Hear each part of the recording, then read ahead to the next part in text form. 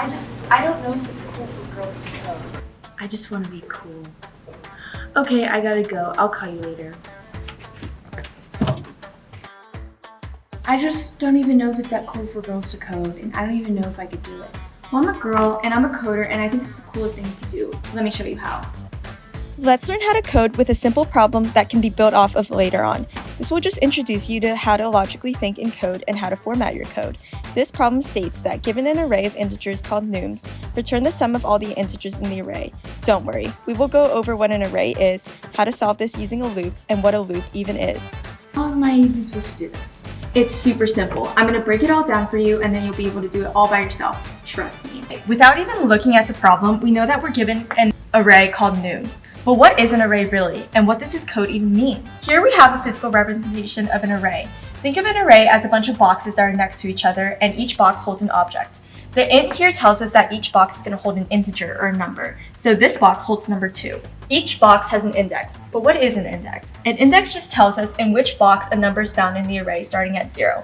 If we're looking in terms of code and we want to access index 1, we can say nums brackets with a 1 inside the brackets, and we can ask ourselves, what number is at index 1? In this case, at index 1 is 2.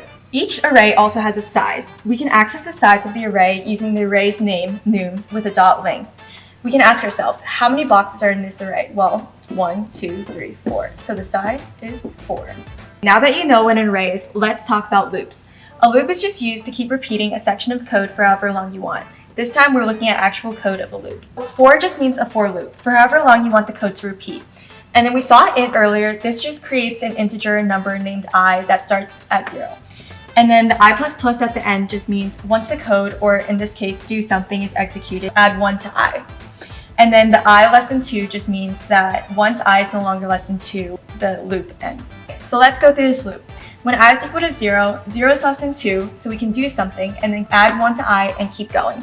I is at 1 now. 1 is less than 2, so then we can do something, add 1 to I, and then keep going. Now I is at 2, but 2 is not less than 2, so the loop ends. We can use loops to go through arrays and repeat code, such as summing up all the integers in an array. Hint, hint. Okay, let's apply what I just taught you about arrays and loops to the problem now. First, let's start off with creating an integer to store your sum. Okay, isn't that just... Yep. Next, let's create the loop. Integer I equals 0, so you want to make I less than the size of the array. And then next, we're just adding 1 to the I. So what do you want the loop to do? I want the loop to keep adding the integers from the array. We're keeping sum, and then we're taking sum again and adding the number from nums at index I. What's the final step? We want to return the sum. Oh my gosh, you Yay! did it! I feel so cool now. I can finally see how important coding can be and how to get started. I want to teach more and more girls how to code.